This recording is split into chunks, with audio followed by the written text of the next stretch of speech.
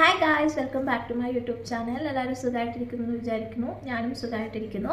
അപ്പോൾ നമ്മുടെ jail nomination കഴിഞ്ഞിരിക്കുകയാണ്. ജിൻഡോ ആൻഡ് ജാസ്മിൻ ആണ് ഇത്തവണ ജയിലിലേക്ക് പോകുന്നത്. സോ ജിൻഡോനെ പവർ ടീം ഡയറക്റ്റ് നോമിനേറ്റ് ചെയ്തിരിക്കുകയാണ്. ശരണ്യയുടെ മുടിയൊക്കെ പിടിച്ച റീസണൊക്കെ വെച്ചിട്ടാണ് ജിൻഡോനെ ഡയറക്റ്റ് നോമിനേറ്റ് ചെയ്തിരിക്കുന്നത്. ജാസ്മിനെ ബാക്കി എല്ലാവരും കൂടെ നോമിനേറ്റ് ചെയ്തതാണ്.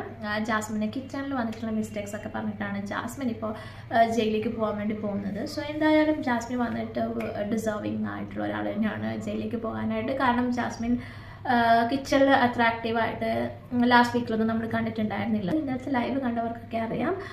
ഫുൾ ടൈം ജാസ്മിൻ ഗബ്രിയുടെ കൂടെയാണ് സ്പെൻഡ് ചെയ്തത്. കിച്ചണിൽ വന്നതായിട്ടൊന്നും കണ്ടിട്ടുണ്ടായിരുന്നില്ല. വല്ലപ്പോഴും ഒന്ന് വന്നെത്തി നോക്കി പോയതല്ലാതെ കാര്യമായിട്ടൊന്നും അവൾ ചെയ്തിട്ടുണ്ടായിരുന്നില്ല. ഈവൻ ശ്രീഡു ആസ് എ ക്യാപ്റ്റൻ വന്നിട്ട് അവരുടെ അടുത്ത് വരാൻ പറഞ്ഞിട്ട് പോലും ജാസ്മിൻ അത് മൈൻഡ് ചെയ്യാതെ അവിടെ തന്നെ ഗബ്രിയുടെ കൂടെ ഇരിക്കുകയാണ് ചെയ്തത്. മൺഡേ മാത്രമാണ് അവൾക്ക് എന്തോ പനി സുഖമില്ലാത്ത റീസൺ വെച്ചിട്ട് അവളൊന്ന് റെസ്റ്റ് എടുത്തത്. ബാക്കിയുള്ള ദിവസം അവൾ ആക്റ്റീവ് തന്നെ ആയിരുന്നു. എന്നിട്ടും അൻസിബനെ വന്നത് ഹെൽപ്പ് ചെയ്തതായി കണ്ടില്ല.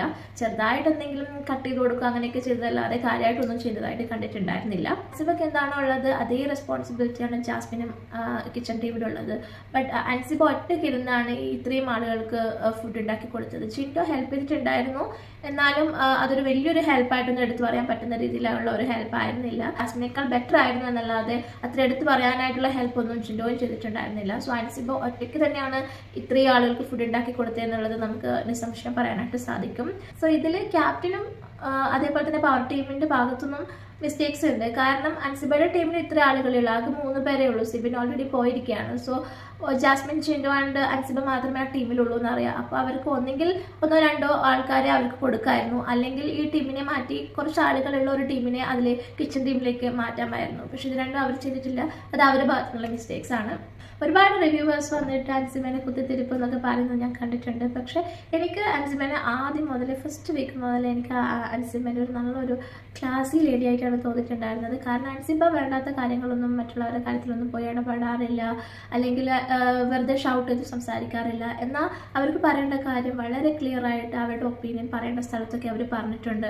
സോ ബിഗ് ബോസിൽ വന്നതുകൊണ്ട് ഭയങ്കരമായിട്ട് ഷൗട്ട് ചെയ്ത് സംസാരിക്കണമെന്നൊന്നുമില്ല. അവർക്ക് എന്താണോ സംസാരിക്കാനുള്ളത് അത് എപ്പോഴും അവരുടെ ഭാഗത്ത് നിന്നും ഭയങ്കര ക്ലിയർ ആയിട്ട് ലൗഡായിട്ട് അവർ പറഞ്ഞിട്ടുണ്ട്. അതുപോലെ തന്നെ ഒരു ഇഷ്യൂ ഉണ്ടായിക്കഴിഞ്ഞാൽ അതിൻ്റെ മുകളിൽ പിടിച്ച് അത് പിന്നെയും വഷളാക്കാനായിട്ട് അൻസിബ ഒരിക്കലും ശ്രമിക്കാറില്ല. അവർക്ക് എന്താണോ പറയാനുള്ളത് അത് പറഞ്ഞ് അവിടെ നിന്ന് മാറിപ്പോകുന്നതാണ് എപ്പോഴും നമ്മൾ കണ്ടിട്ടുള്ളത്. അവിടെ അവർക്ക് മാറിപ്പോകാൻ പറ്റാത്തൊരു സാഹചര്യമാണ് ഉള്ളതെങ്കിൽ അവർ ഓപ്പോസിറ്റ് നിൽക്കുന്ന ആൾ പറയുന്നത് കേൾക്കാതെ ചെവി അടിച്ചു പിടിച്ച് അവിടെ അങ്ങനെ നിൽക്കുന്നത് നമ്മൾ പലപ്പോഴായി കണ്ടിട്ടുണ്ട്.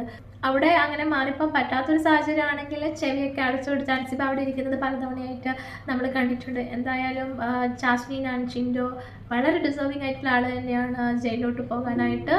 അപ്പം അവിടെ ജയിലിൽ പോയതിനു ശേഷം എന്തൊക്കെ സംഭവിക്കും എന്നുള്ളത് നമുക്ക് കുറച്ച് കഴിയുമ്പോൾ മനസ്സിലാക്കാനായിട്ട് പറ്റും. അതുവരേക്കും ബൈ ബൈ.